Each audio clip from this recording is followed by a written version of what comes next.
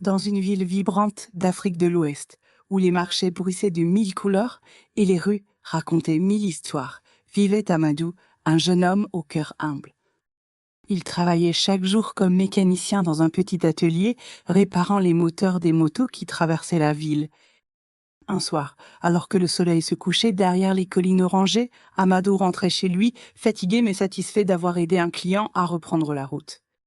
Sur le chemin, au détour d'une ruelle étroite, il aperçut une vieille dame assise sur le trottoir, tremblante, son visage masqué par les années et la solitude. Sa canne, vieille et usée, reposait à côté d'elle. « Madame, vous allez bien ?» demanda Amadou, s'accroupissant à côté d'elle.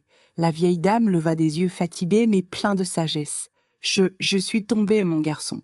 Personne n'est passé par ici et j'avais peur de rester là toute la nuit. » Amadou, sans hésiter, l'aida à se relever. Son regard croisa le sien et quelque chose changea dans l'air, une sorte d'énergie douce, presque magique. « Je vais vous raccompagner chez vous, » dit-il. Elle hocha la tête, un léger sourire éclairant son visage usé. Ils marchèrent lentement, la vieille dame racontant des bribes de son passé.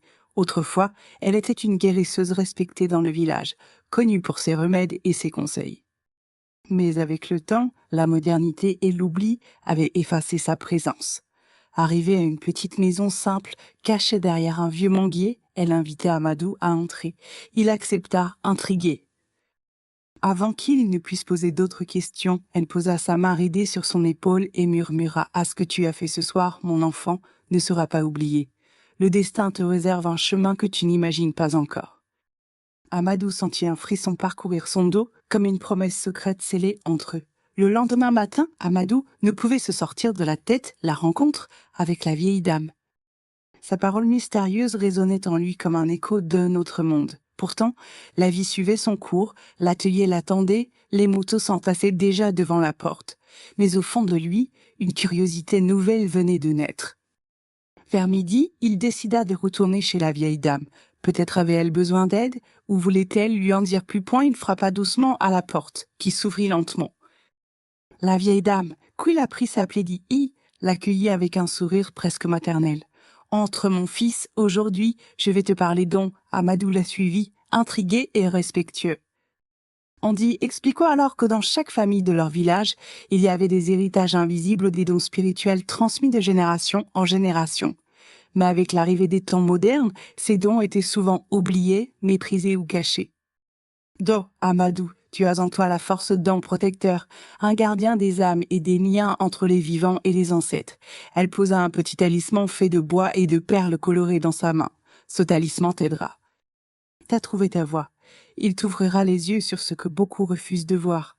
Amadou sentit un poids à la fois tangible et mystérieux. Il prit le talisman, le cœur battant. Mais attention, avertit Tite, ce chemin ne sera pas facile. Tu devras faire des choix qui changeront ta vie et celle de ceux que tu aimes.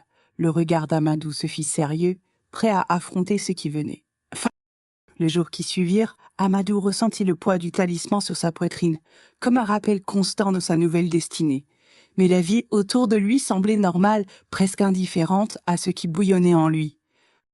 Un soir, alors qu'il rentrait tard de l'atelier, un cri perça le silence de la rue. Sans réfléchir, il se précipita vers la source du bruit. Au fond d'une ruelle sombre, une jeune fille était encerclée par des hommes au regard menaçant. Amadou sentit la peur mais aussi cette force nouvelle grandir en lui. Il brandit le talisman qui émit une faible lumière et cria d'une voix ferme « Laissez-la partir, Pont !» Les hommes hésitèrent, perturbés par cette lueur étrange. Profitant de leur surprise, Amadou attrapa la jeune fille par le bras et la conduisit rapidement hors de danger. Essoufflés, ils s'arrêtèrent sous un lampadaire vacillant. « Merci » murmura la jeune fille, les yeux remplis de larmes. « Je croyais que personne ne viendrait. » Amadou répondit simplement « Tu ne passes seul. » Point en retournant chez lui, il comprit que le talisman n'était pas qu'un simple objet, il était le lien entre lui et le rôle qu'il devait jouer dans la communauté. Après cette nuit où il avait sauvé la jeune fille, Amadou sentait que rien ne serait plus jamais pareil. Mais à mesure que les jours passaient, un poids nouveau s'installa dans son cœur. Ce pouvoir, ce rôle que lui avait confié Indi, venait avec des responsabilités invisibles, lourdes à porter. Un matin, alors qu'Quill se rendait à l'atelier, il croisa un groupe d'hommes du village, murmure à l'appui, regardant le talisman Quill portait autour du cou. Certains le regardaient avec suspicion, d'autres avec envie. Les mots fusèrent, sorcellerie. Il est ensorcelé. Amadou baissa les yeux, conscient que son destin l'éloignait peu à peu des siens. Mais au fond de lui, il savait qu'il devait continuer, que la sagesse de Andy le guiderait. Le soir venu, il retourna la voir.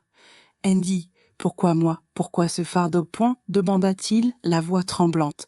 La vieille dame posa une main apaisante sur son épaule. « Parce que mon fils, tu as le courage de porter la lumière dans l'obscurité.